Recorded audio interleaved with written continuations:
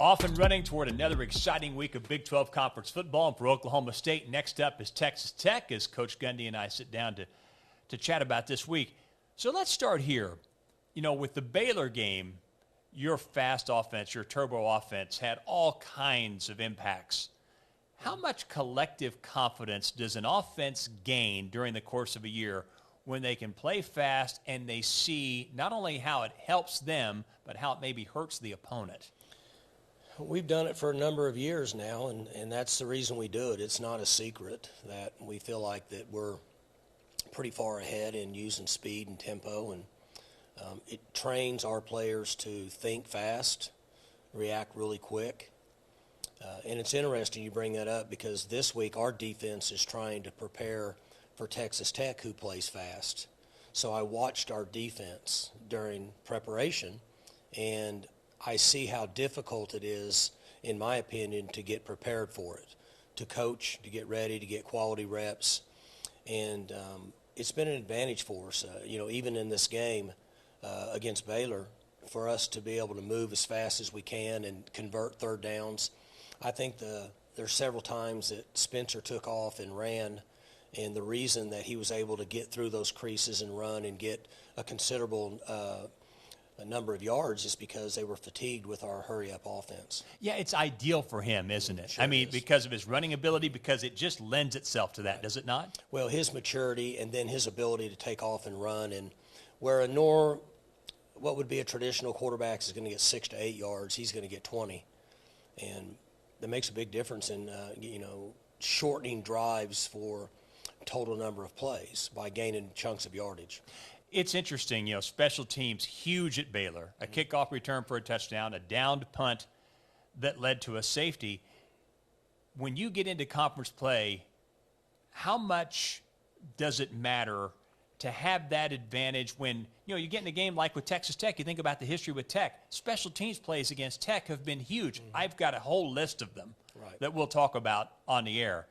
You get in conference play, it's magnified, is it not? I mean, early in the season it has its own place, but in conference play you get in these close games, like Saturday, for example. I think it's something we've all learned from what Coach Snyder did at Kansas State over a long period of time, and we've talked about it a number of times. And when the game's over, we won most of the games against them, but whether we won or lost, when it was over you looked, and if you added the special teams advantage yards and the penalty disadvantage yards together, he would be close to 75 to 100 yards a game against you, which is a football field. That's 7 points.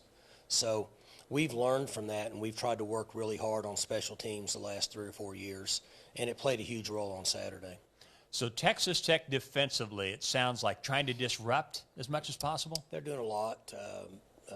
They'll play man, they'll play zone, they'll play a safety in the middle, they'll split safeties, they'll blitz, they'll drop, they'll show blitz, bring it, show blitz, drop.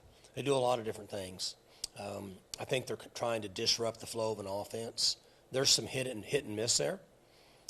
There's going to be times that they hit you based on the risk that they're taking. And then there's going to be times that we should get big plays based on that. So it'll be a much different look than what we saw against Baylor.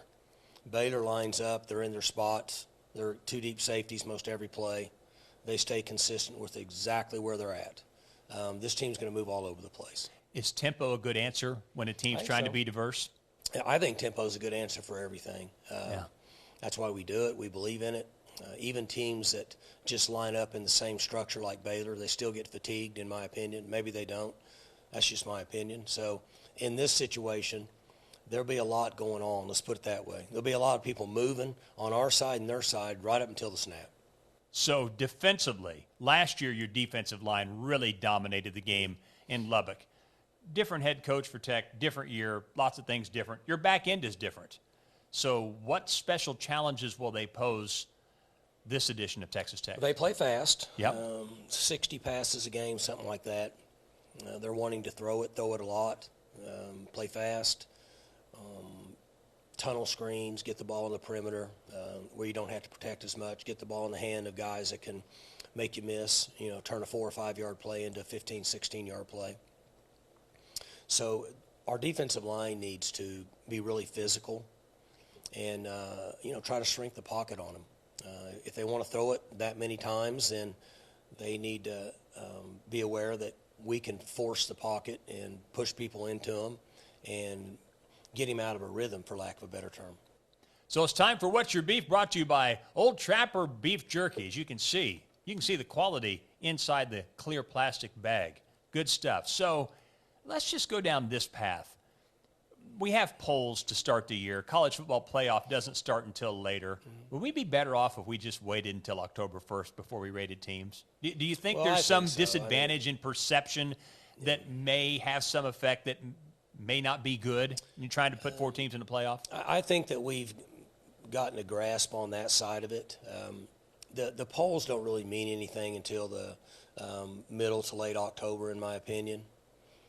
Except it is a good marketing plan for college football.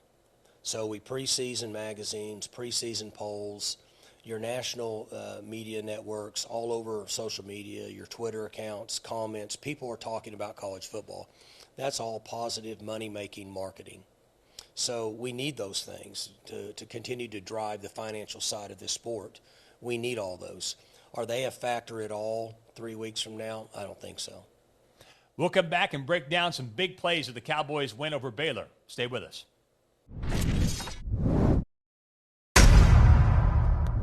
Welcome back, and let's just jump into some of the big plays against Baylor, and this being first possession offensively for you in the game and a touchdown. Yeah, so we catch them in one of the few times that they're playing a low safety, being this guy right here. He's low, and it gives us a chance to throw a fade in the back of the end zone. This is a great throw by Spencer, really the only place the ball could be, and even a better catch. The young man goes up and uses 2 hands, uses his body. He's a big, strong guy. You're seeing right there how he's using his body, and he's strong. He's got strong hands. He's really improved over the last month, and that's what we need him to do. Green, we need him to go up and use his body and make plays like that. The coverage is good. It's good coverage, but he just went up and made a play. Yeah, Bryson looks like he's really improved in using his body. You're talking about the improvement. That looks like an area where he's really grown. Yeah, and he has to. That's his strength. His strength is his body. As his speed increases during his career, his body's that's a big deal. So we're in a pooch punt mode here, where Tom has obviously gotten really good. That's the advantage of Australian punters, is they do this ever since they've started walking. And we've got our guys running down. They're in a great position. They're full speed. They run their rule is to run as fast as you can until you get to the 10-yard line. When you get to the 10-yard line, you flip your eyes, you look up, you find the football. And when you do that, then if the ball lands anywhere inside the 6, you're going to catch the ball no matter what. Okay? So you can see where we're at. Now, I think this is Nixon right here up front. He sees the ball landing closer, so he stops to kind of see where it's at and makes a really smart move here by getting out of the way. This is what I was talking about during the week on the press conference is this is really 23-1's first time to ever do that this year, and this is a really mature play right here. He gets out of the way, and watch one back up. He backs up from about the 4 all the way back to the 1 and takes the ball right there. That's beyond your years in maturity in playing this play. Okay, could you rewind it just a little bit? I want to ask you a question. Right there. Okay, stop right there. So are you looking for I see a triangle right there. Is that what you're looking for as far as coverage? A guy up front and then 2 guys on the back. You've got a triangle there. Is that how it's taught? Yeah, so what we want is 23 sees the ball. He should be standing back here on this 2 and 3 yard line. Number 1 is supposed to be 2 to 3 yards below the bottom of the numbers. Okay, 23 sees the ball. Otherwise, he should be between the numbers and the hash at 2 to 3 yards. And this, I think this is, I don't know if this is 17 or who this is. Yeah. So he should be on the hash 2 to 3 numbers. So you have a guy that's on the 2 yard line below the numbers, a guy that's in the middle, and a guy that's on the hash mark. And then Tom can punt the ball anywhere from the out of bounds to the hash mark. Very good. Okay. I just saw that, and I wanted to ask. Thank you for the explanation. Okay, let's carry on. There's the down punt that set up the safety, which we will watch now. Right. Next play.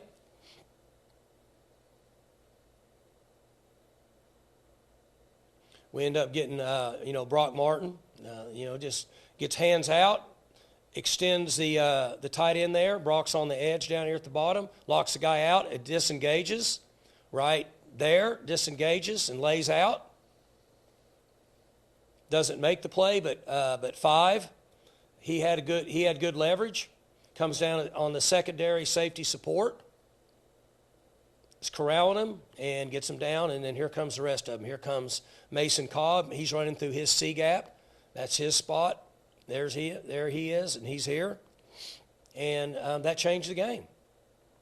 From that point forward, it put them in a position that they were playing catch-up score-wise. Yes. And so later in the game where I think we had the ball maybe on the 1-yard line or something, I don't know, but we ended up kicking a field goal.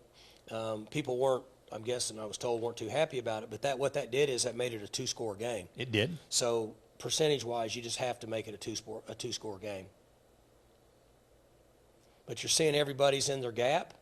You got a gap here, a gap here, a gap here. Here he comes. He's here. He's a trailer. Okay? And then here comes Brock, defeated his block. See, the one thing that people have to understand in defensive football is each one of them have a gap.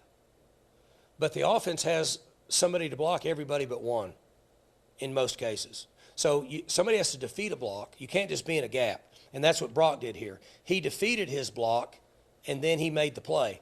Now you're saying, well, he didn't get him down, but he slowed him down to where at that point it's over. Mm-hmm. If 5 doesn't get him, 0's going to get him. Okay? And then we changed the game. Everybody else is showing up to the party. Here's another big play. Yeah, so they got us on this one. Okay? We should have been wider. I think this is 30 right here. He should have been wider in his alignment. Okay? And then here comes the safety down in this gap. He should set the edge, and then this safety's an extra guy. We'll watch it here from full speed where 0 just makes a big-time play. I mean, Cobb takes on the guard right there.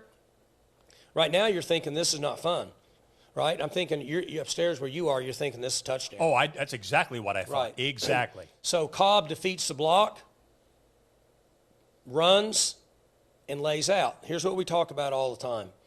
You can't play defensive football reaching. Okay, it goes against the physiological part of a human body to run as fast as you can with your arms out reaching. You can't run very fast.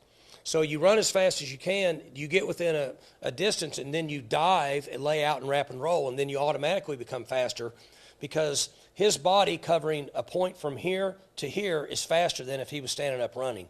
And it's way faster if you see guys do it all the time where they're reaching. It does not work. So we teach. You never reach. You dive, you wrap, you roll, and got it done.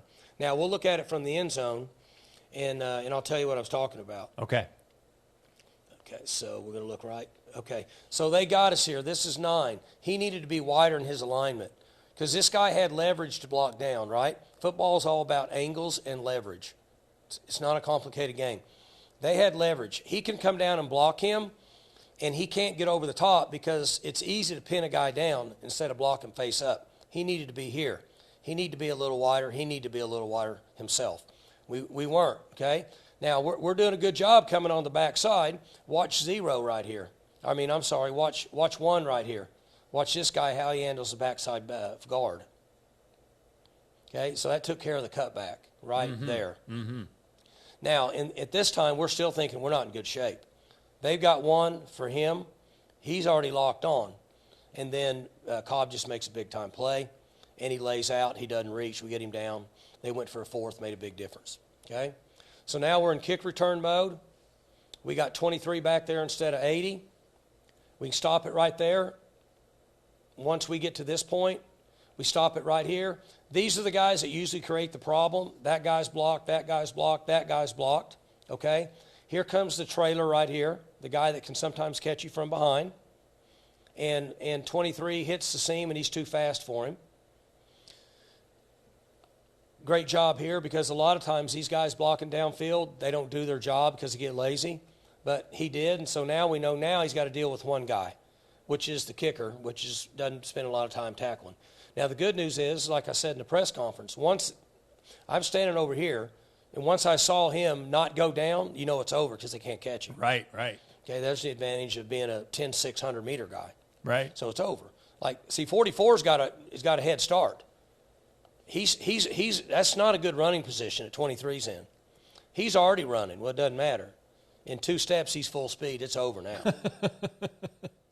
Is it safe to say with kickoff returners, the most important things are speed and the ability to break arm tackles? And vision. And vision, okay. Yeah, watch his vision here. When he sees this crease, see, he starts to head back this way. You and I can't see this, but he can feel this guy and this guy and this guy, and he sees the natural crease. Watch him start heading back to his right, and then he sees the crease. See, guys that do this that are fast, that don't see the crease, they run right here. Or they try to go outside. He's already seen this crease. He's probably seen the crease developing right now. So now he hits it and goes vertical, gets north. Remember, Gilbert and those guys that were good at it, remember, they didn't go sideways. They go straight ahead. No doubt. And there's your crease right there. Wow. Hard to do. Kickoff returns are hard. It's hard to get a touchdown. Moving ahead to the 4th. Okay, so I think this was an 8-point. We were up by 8 here. Is that Up correct? by 11, Oh, we're up by 36-25. 11. Okay, all right. So there it is right there. 3 minutes. They got 3 timeouts. So that's a lot of time because they have 3 timeouts. At this point, you're playing defense, but you're saying, look, if we can not let's just say they score. We still have a lead. They still got to make a 2-point conversion to get it into a field goal. So if we can not let them score until there's under 1:50, then it's going to be difficult for them because they can use their 3 timeouts. Their timeouts will be gone. And then if you punt the ball accordingly, they would have to go 50 yards or so in what would be a minute and a half. They could, but you have to start playing the clock and use it as your friend. Too much time here, pass rush-wise. Now, they're chipping right here on 52 on the edge, and they're chipping up top on 30. They're putting 2 on both end guys, okay? And then they're releasing out the check guy late. But we'll see from the end zone here. 25 baited him in, does what he does, and made a great play. He's got great hands, got great eye-hand coordination. Like, right, that is not an easy play, okay? And he set them up to make that throw, you were saying. Yeah, he really needed to be deeper. He was on the hash in cover 2, and he really needed to be deeper. But he kind of knows what he's doing in that situation. And if he's when you're a safety in cover 2 or a safety in 3 deep middle close, you need to be deep as the deepest, to where when you go downhill, you don't undercut that and they get the ball over your head. He almost got the ball thrown over his head, as you can tell right here. Now, he made the play and he put his foot down, and he goes to one hand with the ball like that. He does that all the time. And I highly recommend he doesn't do it. He does it anyway. Well, from the press box, I thought he dropped it because I couldn't find the ball. I know, and you know, I give him a hard time because he and I grew up in the same neighborhood.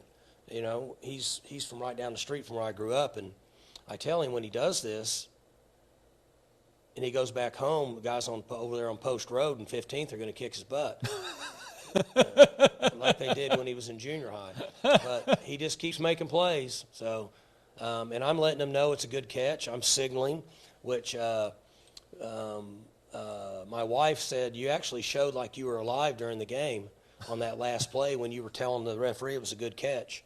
And I said, well, you know, we got to try to do everything we can to get a call nowadays. No. So, but no, it was good. Those are good clips. That's a good win, you know. How good is Baylor right now? I don't know. They're pretty good. They won the Big 12 championship last year. They're really well coached. But our team showed a lot of poise and a lot of grit with the emotional roller coaster of the game. So many highs and lows. You know, we kind of had the game a little bit in our pocket. I think there was about 6.5, 7 minutes left. We had them 4th and 4. They went for it and hit the over route and went 70-something yards. Because if they don't get that and then we score again, we're going to run the clock down under 4 minutes, and then it might be a 3-score game. It's kind of over. So a lot of emotional roller coasters. Guys rally back. Thanks for watching, and we'll see you next week.